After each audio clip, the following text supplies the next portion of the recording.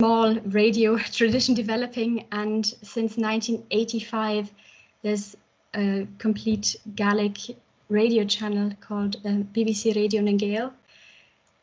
TV was introduced in Gaelic in the 1960s, and again, first of all, it was just a few fairly irregular programs, and then since 2008 there's the Gaelic TV channel BBC Alapa.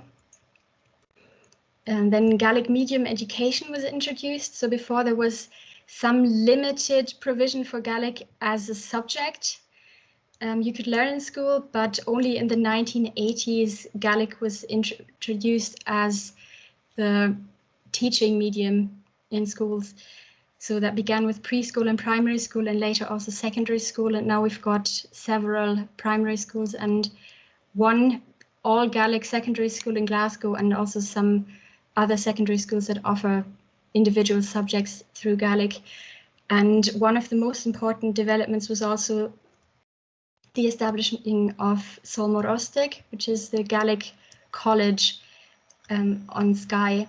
So that was established in 1973, and it still exists today, and it's obviously very important for Gaelic education, but also for research and for technical text production, as we will see later. There was also a change in the official recognition of Gaelic and public institutions.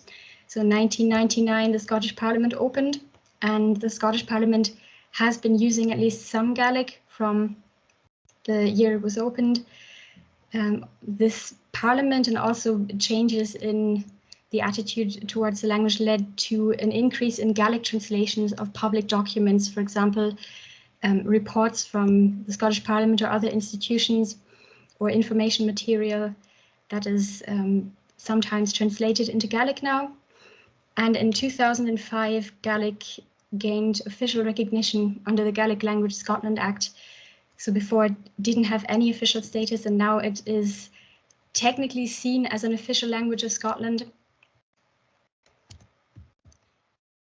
And all of these changes also led to an interest in researching these new developing registers. So I've only got a few examples here, but they really show what new registers developed in this time, and what was seen as interesting about the language. So William Lamb, for example, had an analysis of what he called Gaelic news speak. So he really, he really took a detailed look at how the language is used on the broadcast news, and different aspects of this register tried to characterize how this register works and what makes it unique. There was also the term New Gaelic, or Gaelic Ur, as someone wrote in another article about this New Gaelic. So this doesn't only refer to changing registers, but also other changes in the language through language contact, or maybe just the natural development of the language. But yes, there was also research on new areas of use of the language, and how this is reflected in the language. There was a lot of research on the Gaelic used by public institutions, especially in the 2000s. So MacLeod did a lot of research on that, and often referred to it as official Gaelic, for example. And he also criticized some of the Gaelic use, or pointed out difficulties or problems that I'll get back to later. There was also a fairly new or emerging academic writing tradition in Gaelic. So in this article that I've cited here, he actually speaks of a change of culture, and the article is also written in Gaelic. So a real change of culture, where it became normalized to write academic articles or other academic texts in Gaelic.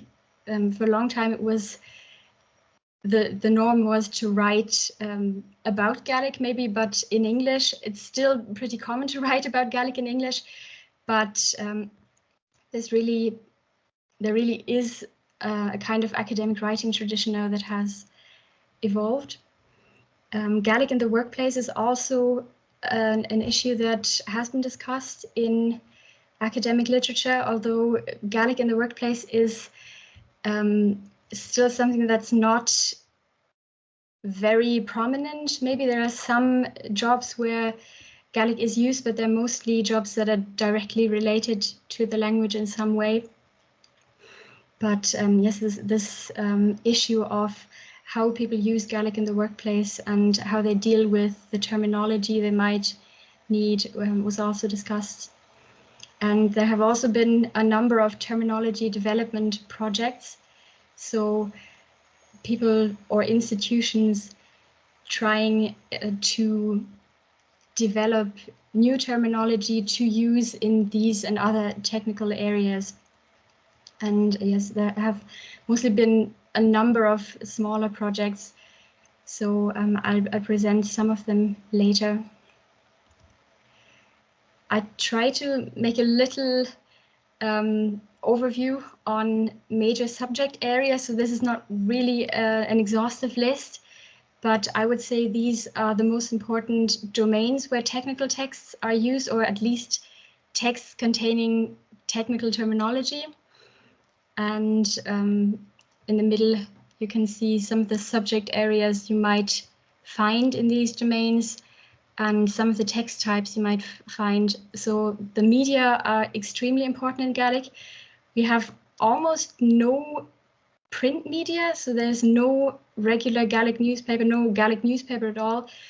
The only thing you can get in print at the moment is individual articles from some newspapers.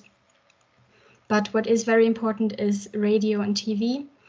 And for a long time, radio and TV has also been hailed as some kind of means to develop the language, and journalists and broadcasters have actually played a fairly important role in developing the language for these purposes. So, of course, if you listen to the radio, if you watch TV, you can encounter all kinds of different subject areas. But of course, what we see a lot on the news is politics, vocabulary on the economy, but also sports. So there's a lot of sports reporting, and of course, that's its own kind of technical field in a way that has its own terminology.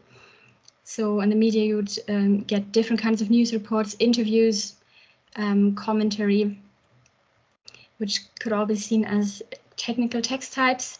Then Gaelic medium education is also very important. And of course, again, you can encounter more or less any subject area that is taught in schools. Most Gaelic medium education is a bit more focused on the humanities than natural sciences and mathematics. It does exist in Gaelic, but yes, from what I've heard or read at least, of course I haven't been in Gaelic medium education, but especially in secondary schools, it's more common to take humanities through the medium of Gaelic than natural sciences. And of course, Gaelic medium education, which has really been promoted over the past decades and is still being promoted a lot, needs texts such as textbooks, teaching materials, and there has been a lot of effort to develop the language to suit the needs of Gaelic medium education. I've already mentioned higher education and academia. So this is really focused on the humanities. At Solmarosig, for example, you can study Gaelic education, Gaelic music, Gaelic heritage and history, and also sociolinguistics or language planning. So yes, Gaelic and development it's called. So there's a lot of literature, mostly on sociolinguistics, linguistics of Gaelic and other subjects somehow connected to Gaelic language, culture, history. And there are very few complete monographs or books in Gaelic, non-fiction books in Gaelic, but there are a number of essays or articles, research reports, and also students, of course, write their essays and dissertations also in Gaelic, at least at Solmar Ostek or when they study through the medium of Gaelic. Then another big sector is public institutions like the Scottish Parliament, but also regional councils, for example, and other kinds of institutions. So here, of course, political terminology is very important. Also other subject areas like administration. And these institutions mostly publish Gaelic translations of different reports, information material for the public, educational materials. Very few politicians have actually spoken Gaelic in Parliament, but it has happened. And when that happens, they have simultaneous interpreting. So yes, some of the members of Parliament, members of the Scottish Parliament who speak Gaelic have delivered speeches in Parliament, but again, that's mostly speeches somehow related to Gaelic or Gaelic language policy. And another area that I find quite interesting, I haven't actually seen this discussed a lot, but with the internet and digital media, there is a number of websites, but also software like even Microsoft Office, Word, yes, programs like that have been localized into Gaelic. So if you want to, you can turn your computer Gaelic, not completely, but a lot of things are available through Gaelic. And of course, that also has its own type of terminology. So this is also an area where we could speak of some kind of technical text in the wider sense. Yes, for the next part, I'm going to look at the language planning situation in Scotland for Gaelic and how this relates to technical texts and terminology. So as I mentioned before, in 2005, Gaelic was officially recognized as an official language. In a way, I say in a way because the wording of the Gaelic Language Act doesn't technically say it is an official language, but it establishes Báirne Gaelic as a public agency that is supposed to ensure the to secure the status of Gaelic as an official language. So it's a bit indirect, but this is the basis for official recognition. But we might actually be getting a new language law in the future. So on the 29th of November last year, the Scottish Languages Bill was introduced in the Scottish Parliament. And if this is passed into law, it will bring a few new provisions for Gaelic and also for Scots. But I have to say that this legislation, even the Scottish Languages Bill, if it gets passed the way it was introduced, it doesn't actually provide many formal enforceable language rights. So the laws don't really state that you have the right, for example, to speak Gaelic at work or to speak Gaelic in court, or even to get Gaelic medium education guaranteed for your children if you want to. So yes, the main thing the Gaelic Language Act has actually done is to establish a public language planning agency, which is called Báirne Gaelic, and Báirne Gaelic's function is to promote the Gaelic language in general, and it does that mainly through funding projects, commissioning projects, also working with different other institutions. They have commissioned a few research projects over the years into the language, And they also developed the National Gaelic Language Plan, which states the aims, the general aims for language planning, and also states the priorities. There are also a number of other organizations. I've only listed a couple here to give you an idea, but in different areas of the language, we've got different organizations. Some are public, some are independent, that also promote Gaelic. So we've got Common the Gaelic and Common and Parent, who mainly promote Gaelic for young people in different ways. Common and Parent is actually the parent organization for Gaelic medium education, and Storla National Gaelic is the organization that's responsible for teaching materials for Gaelic medium education. Then we've got different cultural organizations. We've got, of course, independent or grassroots organizations like Mishneach, which promotes Gaelic in the community and also pushes for better language policy for Gaelic. And there are, of course, research organizations. So some of the larger universities in Scotland, Glasgow, Edinburgh, Aberdeen, are involved in Gaelic research, and of course Solmor Ostek. And there is also a research network for Gaelic called Soige, which also promotes the corpus planning needed, among other things, for technical text production. So as I mentioned, Borsna Gaelic creates the National Gaelic Language Plan for 5 years, and then they can, in a way, delegate some of the language planning to other public institutions by asking them to prepare their own individual Gaelic language plans.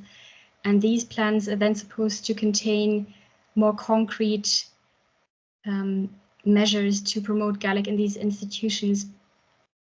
So Borsna Gaelic basically coordinates this and asks these institutions to do their own language planning for their own purposes.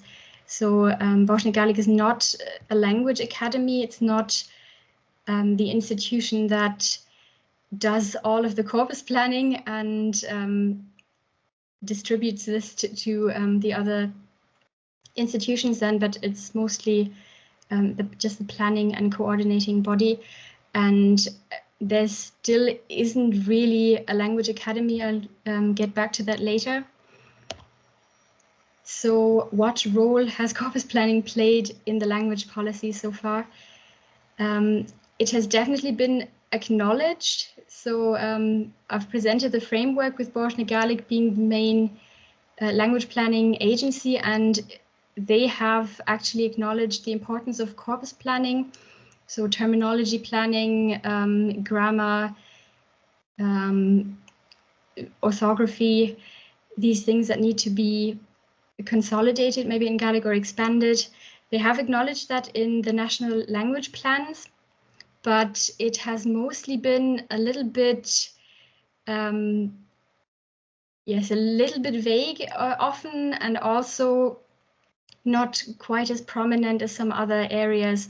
So education has always been one of the top priority areas where there is a lot of detail in the national language plans, and it's also usually stated to be an important priority, and corpus planning is a little bit in the background maybe compared to that. So what Borsna Gaelic has said, for example, is they have recognized the importance of corpus planning to ensure that it is fit for all appropriate purposes and for the growing range of contexts in which it features. So this means exactly what I mentioned earlier, expanding the use into new domains, using it for new text types, new subject areas, and this requires developing the language, especially the terminology, to make this possible. But what they have also said, and this is from the first National Language Plan, is that they have expected the expanded use of Gaelic to trigger the development of new terminology. So maybe the other way around. If we use Gaelic in new areas, then this will lead to the development of new terminology, which has happened, but maybe comes with a few problems, as I will point out later. So yes, as I said, it doesn't seem to have been one of the main priorities. It might be changing a little bit now, which I will get back to later again. Although this, as I said, hasn't really been presented as the top priority, there have been calls to prioritize corpus planning. Actually, even Macaulay in 1986, in this work on register expansion, said that it would be very important to prioritize the development of new terminology, and that even to create a real comprehensive dictionary, this would require terminology development in different subject areas. So this, of course, was long before we had the current language planning situation, even with Bosniak Gaelic. And yes, and in several works on official Gaelic, it has also been pointed out that it is really needed to ensure that Gaelic can even be used in these areas. I've got an interesting quote here from MacLeod, who said that status planning has significantly outpaced corpus planning or corpus development. And yes, I would still agree with that. Maybe corpus planning is catching up a little bit, but this is, yes, a bit the result maybe of this idea that if we use Gaelic in new areas, this will trigger the development of new terminology. And without centralized planning or, yes, well-funded planning, it's a bit difficult to do this. So a lot of the time, up until now, individual organizations that have produced, or even individual people who have produced technical texts in Gaelic, have needed to do their own corpus planning in a way. So, for example, the Scottish Parliament has developed its own parliamentary dictionary, or has commissioned it to be developed. Then there is a terminology database for the education system, and even some people who just wanted to write a book or wanted to write the dissertation in Gaelic really have had to think about the terminology they needed for that and that they wanted to use for that. So this, of course, leads to a bit of pressure for people involved in producing technical texts, including, for example, journalists, broadcasters have been, as I said, have played a big role in not just producing or creating vocabulary, but also, of course, disseminating it. And also translators, obviously, who have to translate these public reports, for example, often have had to be corpus planners to some extent. And of course, with this decentralized corpus planning, that leads to problems with consistency. So sometimes it can lead to problems with dissemination. So yes, that has been a bit of a problem. And this is why, among other things, why there have been calls for a language academy in Gaelic in the past. It was, I could say, maybe alluded to or mentioned, the possibility was hinted at in the first national language plan, but the word academy wasn't really used in later plans. And in some of the later plans, corpus planning was even less prominent. In the latest one, it is a bit more prominent again, and there are some more concrete aims. There was also a report or a study for Bosniak Gaelic from 2009, where there were explicit calls for a language academy, also called a language academy, mainly because of the terminology problems, but also in general, just to consolidate this corpus planning in different areas. And then in another study, it was a little bit weakened. Maybe it was not called an academy. That was a study where speakers were also asked about the language ideologies. And yes, there wasn't really a call for an academy, but still some kind of coordinating body or group responsible for corpus planning. And there have actually been some developments quite recently. So Borthna Gaelic has established a language advisory committee called Committee Corna Ricanen in Gaelic. And then this is very interesting because in the English version of the report, it's called the Gaelic Academic Working Group. And in Gaelic, it's called Buin Oprach Academy Gaelic. So literally, this would translate as working group on a Gaelic academy.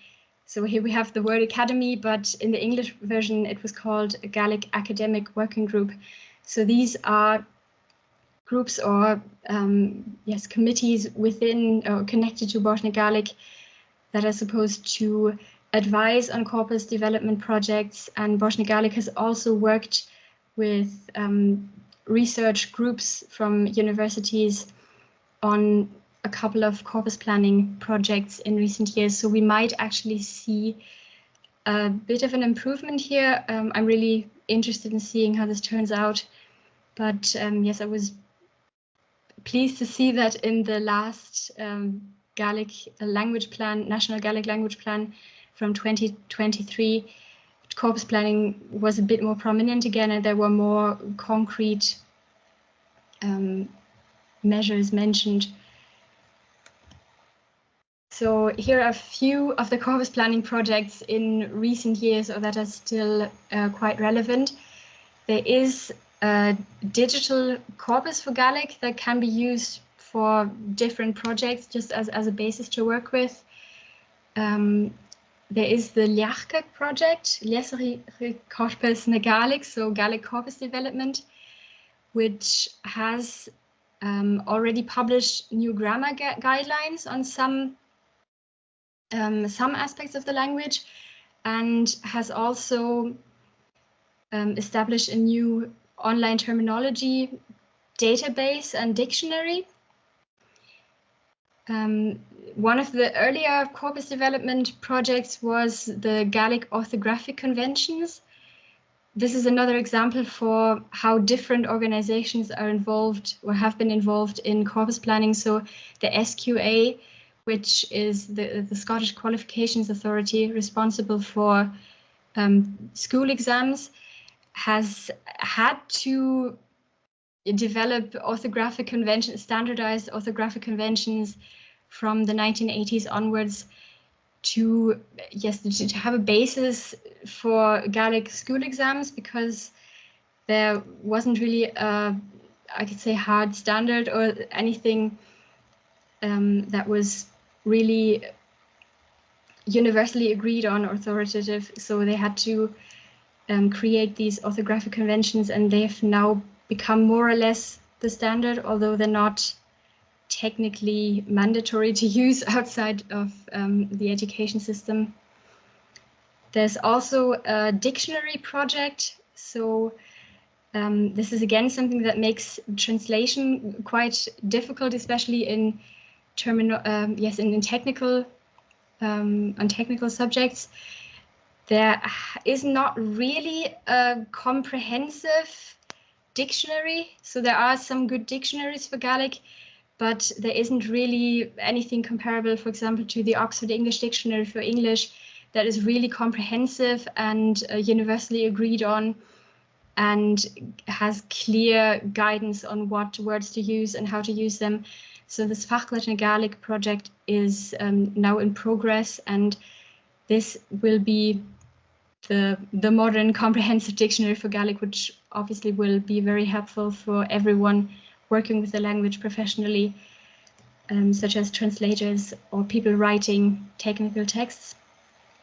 And for terminology, because of this great need for new terminology, there have been several attempts to create terminology collections and databases. There are many smaller projects on different subjects. One of the most important projects was the Gaelic terminology database, and Scottish Gaelic, that was actually published as a book. So not really what we would consider a database nowadays, but it is now available online. If you want to, I can show it to you in the discussion maybe later. But this is, it is useful, but it is more of a meta database. So nowadays, at least the online version compiles terminology from different sources. And of course, you can get different terms for the same English term at times, which is not very helpful if you want to work with terminology professionally. There's also the place name project, I've mentioned the education system, which has its own terminology database, and and this is really focused on the terms needed for Gaelic medium education, especially in secondary school, for different school subjects. And as I also mentioned before, the Scottish Parliament has been involved in creating parliamentary dictionaries, but you can see from 2001 and 2012, so they're a bit out of date now. And when I was researching my MA, I asked the Gaelic Development Officer of the Scottish Parliament about them, and he said that they're not really being used by translators nowadays because they are a bit out of date and they're not searchable databases, so that makes it a bit difficult. And the newest database is Ambrieren, so this is from the Lerkeg project, and this might actually turn, I think it's still in development, but it might actually turn into the Gaelic terminology database, so this would be very helpful. It still isn't, it doesn't really look like a terminology database you might know from, if you are a translator, you might know from the European Union, or even Ireland has its terminology database online. They do function a bit differently. This basically functions like an online dictionary, but it has terminology on different subject areas. And at least from what I've seen, it doesn't have this problem, again, that it has different terms for the same concept, but it seems to try to decide on one term to promote. Yes, I've already mentioned a few of the problems in technical text production or terminology, which is always related to technical text production. So to summarize again, first of all, there's the topic of terminology development. There are still many areas where there are gaps in the vocabulary, especially, of course, the areas where there isn't much text production. Of course, you could ask yourself how important that is. Maybe it shouldn't be the top priority to develop vocabulary in areas where we don't really have Gaelic texts.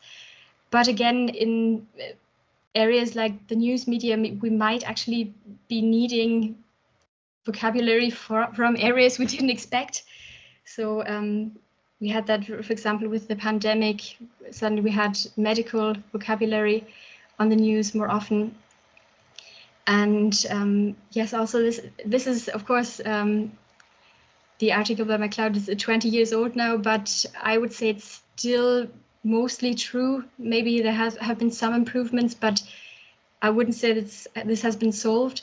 So he pointed out that some of the vocabulary isn't actually that specialized, but the vocabulary you need to discuss abstract topics. So, for example, the word abstract, I think, was on the list. Things like that, that you would need to discuss, maybe literature or things in the humanities that can be difficult to express in Gaelic, especially if you want to be formal or if you want to be very precise, which is the next problem. So often it's difficult to have clear distinctions in terminology. So of course, in technical language, we want to be as precise as possible and as unequivocal as possible. And especially in Gaelic, sometimes it's not really clear where the distinctions are, and a lot of the time fairly general vocabulary has to be used for things that would be expressed with more abstract or specialized terms in languages like English. And it's been pointed out several times that there's a lot of polysemic words or homonyms also. So sometimes it's, yes, you would have 2 or 3 different expressions in English and use the same word in Gaelic, although you might actually need a finer distinction maybe.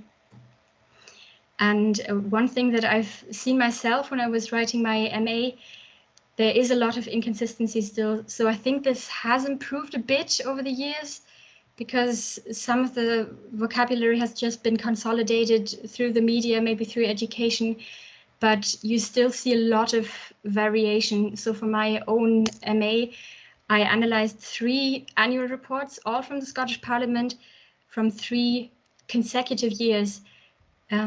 And sometimes I saw different terms used for the same concept in these 3 reports. I think on one occasion, even within one report.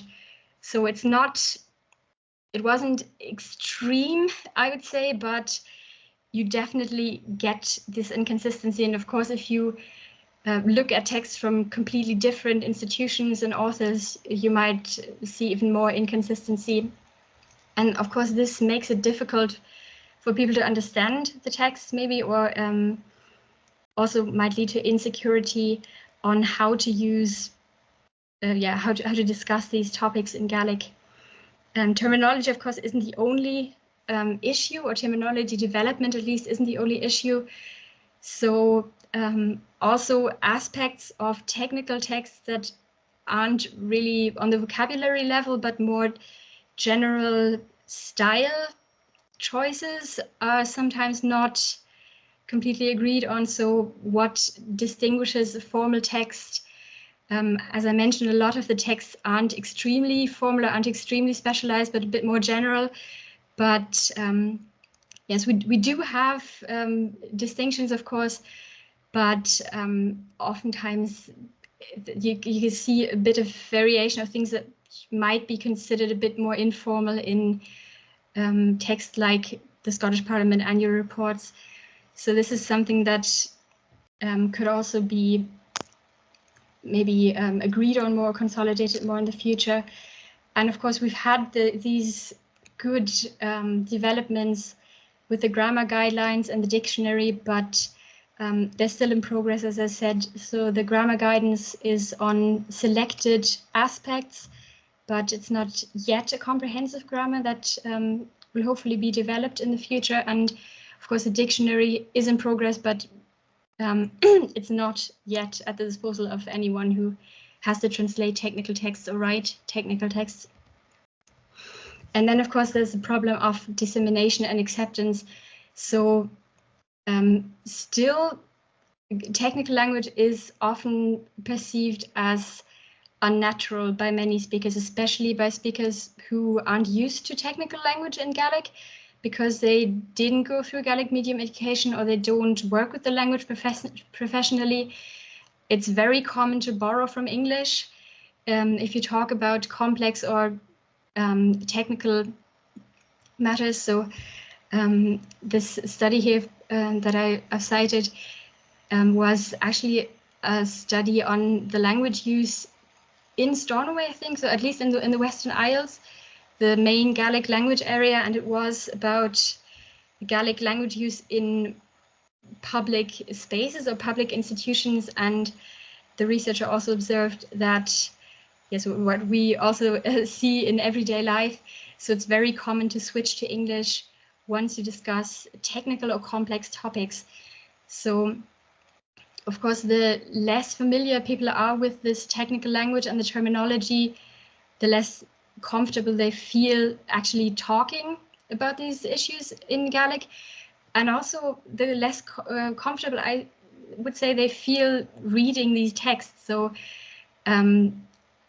yes, it might actually be more difficult for speakers to read these reports that are bilingual in Gaelic than in English, and I would assume that a lot of people would actually prefer reading them in English because they're just not familiar with the language, with the technical language in Gaelic. So this is something that is an obstacle to really consolidating this technical text tradition in Gaelic. And I would say dissemination of terminology is very important for this, so that people become familiarized with the terms and get used to the existence of these technical terms in Gaelic, and also see that there are terms that are agreed on and you don't see different terms in every source you use. And also, as I mentioned, the working conditions for people who translate and write these texts are still a bit difficult because there are limited resources. Yes, there's not really a database in the format we usually have for terminology databases. And until quite recently, there wasn't any formal translator training either. So now Solmor Ostig has this PDA Gaelic translation, which is a 1-year further education course. So this is a really good development, I would say, to formalize translator training specifically for Gaelic. Yes, in conclusion, we've seen that there has been a significant growth in Gaelic technical texts for decades now. They're still concentrated in certain domains and in certain subject areas, as the medium, for example, education, the humanities, and they're mostly not extremely specialized, which might actually be good to make them more accessible for the general public. There's still a need for terminology expansion. There have been good developments, but there's still a lot to be done, and especially in the area of dissemination. And yes, up to now, there has been a lot of expansion through status planning without any really coordinated corpus projects. And this seems to be beginning to change. So we might actually see more positive developments in this coordination of technical registers and terminologies. And with that, I would like to finish my presentation, and I'm looking forward to answering questions maybe or discussing this topic with you. Thank you very much.